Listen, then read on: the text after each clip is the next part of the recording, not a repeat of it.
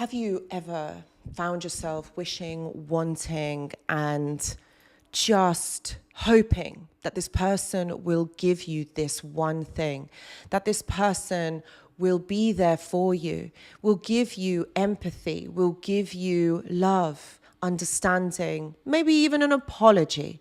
But this has not transpired. This hasn't happened. And there's this one thing that you're actually really wanting, but this person is not going to be able to give it to you. And it baffles you. It really does. It baffles you because how can this person not be able to do this? But here's the thing, my friends. If you were in a healthy relationship, then this wouldn't even be an issue. You wouldn't even be asking for this because this is something that would be given freely, unapologetically. But with these individuals, this is quite difficult and it will not happen. If you want to know what it is, watch this video. So hello, my friends. I hope that you're all doing really well. So in this video today, I really wanted to kind of explore this whole topic of what you will not get from a narcissist.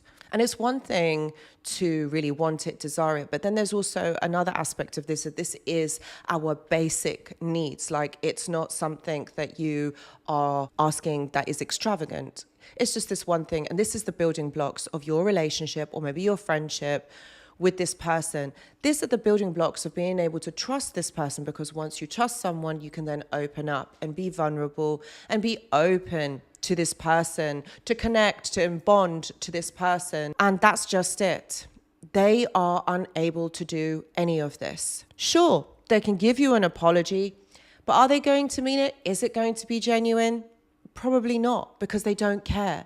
And this is the aspect of it. They don't actually have that understanding or that care to give that to you, to validate you. They don't. And although it might seem like this, you know, right at the beginning or when you meet this person, you might feel that this person is like this, is kind, is empathetic, because they can fake all of that. Of course they can. They can fake it.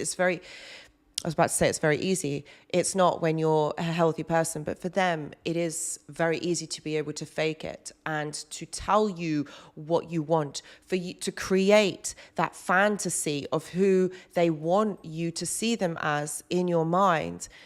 You know, so ultimately, if you really think about it, this person finds it near enough impossible to bond, to connect. And that is what the issue is. Do you know, when you are unable to bond, there's a few things that are going to come up for you, okay?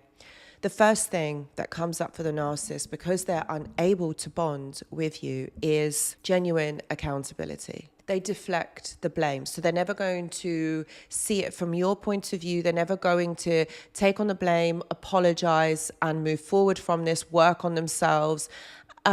They're not even going to be able to have the understanding, because if you are seeing that someone else is the issue and you kind of like project that all onto someone else, you then don't take accountability. You don't look at yourself and think, okay, maybe there's something that I need to change. Maybe there's something that perhaps maybe I need to do differently, because that's taking accountability. That's having self-actualization. To be able to understand, to be able to see this in a different way, to actually work together with your partner or your friend to be able to work through it and move forward. But when you don't have genuine accountability, you project, you blame, and you say that everyone else is the issue but you. And what generally happens with these types of people is that they will never own up to their mistakes. Okay. Maybe they will, but this is not genuine. This is most of it's gaslighting. So they project, they blame someone else. But also what you have to realize is that they would never admit, because you will see them as flawed. And they believe that if you see them as flawed, you're going to use this vulnerability and openness against them, because that's what they do. So they think that you're going to do that to them. But you're not, but they think that you will. You see, waiting for them to take accountability will leave you very frustrated and stuck in this moment, waiting, wanting, and wishing for this person to change. And it's not going to happen. The next thing that you are going to experience with this person because of their inability to bond and connect is unconditional love. And it's genuine love. It's not going to be that. Although perhaps maybe you might have felt it with this person, you might think that it could have been that, but believe me, it's not. When something is unconditional, you're not there trying to control it. You're not there trying to manipulate it. You're not trying to bend free will. You allow that person to be the person that they want to be, and you encourage this person to be the best version of themselves. It's almost like you're a team. It doesn't feel so difficult. It doesn't feel so frightening and so challenging to be with this person. But you see, with a narcissist, it's not about that. They bend your will. They try to control you. They try to manipulate you. And when they do, this makes it really challenging and really difficult to be able to be yourself. How can you be yourself when someone is trying to do this to you? It is really, really challenging and impossible. So unconditional love, you will never ever experience with a narcissist. The other issue that you've got here is that narcissists view relationships as transactional. So it's always what you can do for them. So it's all about what they can gain from you. And that's like, do you know what I mean, my friends? Like, that makes it really difficult to be in a relationship with someone who actually, you know what, like just wants something from you.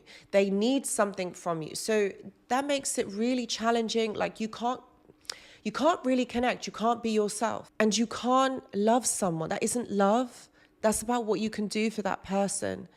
And that's what makes it really, really challenging and very sad. The version of love that you feel isn't about you. It's about you giving to them all the time. And it's about feeding their ego. And that's not love, my friends. That's manipulation. And then when you're unable to bond and connect, you can't really have empathy either, because it's not true. It's not real. The narcissist can have cognitive empathy. They can pretend to understand because they intellectualize emotions. But emotions are not meant to be intellectualized. They're meant to be experienced. So the narcissist will pretend, they will fake the empathy. Again, they will tell you, they will show you what you want to hear, what you want to see. But the fact is, it's not true. It's not genuine. Empathy requires this person to be able to care about another person, to be able to put yourself in another person's shoes, to understand, to really genuinely understand how that person is feeling.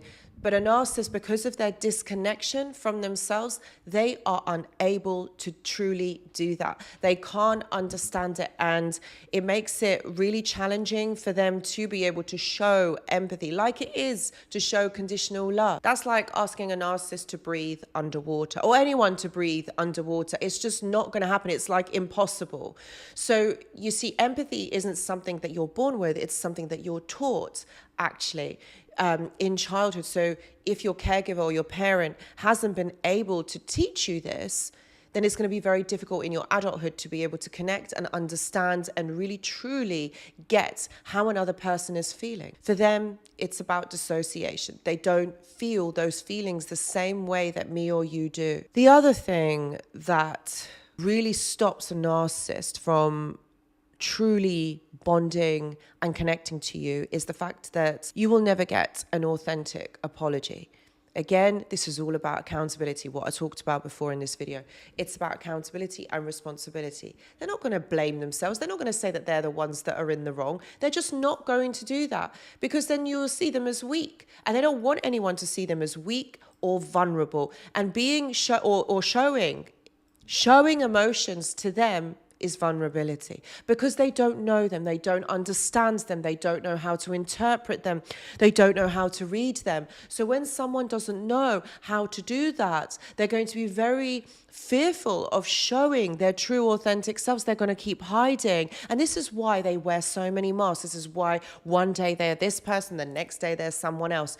This is why they do this. This is why it is so challenging for them to be their real selves. And again, they're going to tell you what you want to hear, because it's the oldest trick in the book. It will tell you what you want to hear. You'll feel validated, and then you will just forgive them and things will go back to normal. Recognize the patterns that you're just not going to get it from this person.